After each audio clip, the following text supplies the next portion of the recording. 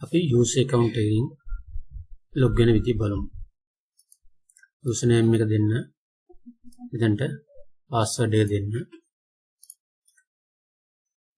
reCAPTCHA එක මෙතන ටික් කරන්න.